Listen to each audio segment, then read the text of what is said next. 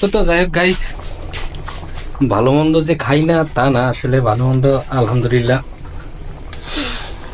প্রতিদিনই ভালো মন্দ খাই, কিন্তু ভিডিও করি না।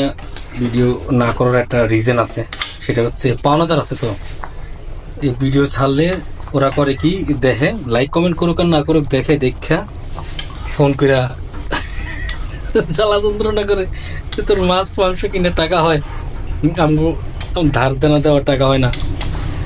এই কারণে ভিডিও করা বাদ দিয়ে দিছি। তো আজকে কি মনে করে জানি ভিডিও করতেছে, জানি না ভিডিওটা ছাড়বো কিনা। তো যদি ভিডিও যদি পোস্ট করি তাহলে আশা করবো অবশ্যই লাইক কমেন্ট করবেন, আগে যেভাবে করতেন। আজকে মুরগি রাঁধতেছি, যদিও বরাবরের মতো আলুর পরিমাণ একটু বেশি, আমি একটু আলু বেশি খাই, আমার আলু খেতে অনেক ভালো লাগে। রান্না চড়াইছি সন্ধ্যার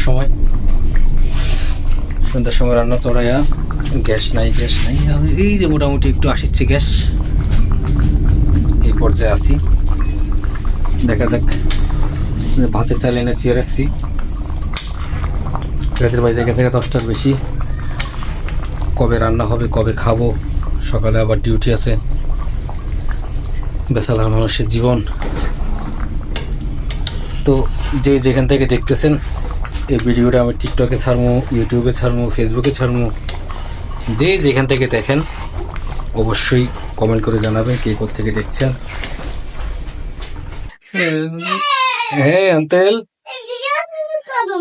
না ভিডিও তো আমি করছি, ভিডিও করছি তো, এই যে আবারও ভিডিও করছি, একটু পরে দেখাইতেছি, দাঁড়া ভিডিও শেষ করে নি, একটু পরে দেখাইতেছি, ভিডিও শেষ করে নি। তুমি আমার তরকারি মধ্যে ময়লা দিতে চাইছো, হ্যাঁ, এটা আমি সবার কাছে বিচার দিয়া কয়ে দিছি। ময়লা দিতে চাইছিলে কিনা সত্যি করে কও। আচ্ছা, দাও তো নাই না। আমি জানি তো তুমি ভালো, কারণ তুমি বলছো দুষ্টামি করে, কিন্তু তুমি ময়লা দিবা না, সেটা আমি জানি। কি সবাই ইয়ে করো, টাটা দাও, সবাই টাটা দাও, টাটা টাটা টাটা, ভালো থাকে সবাই।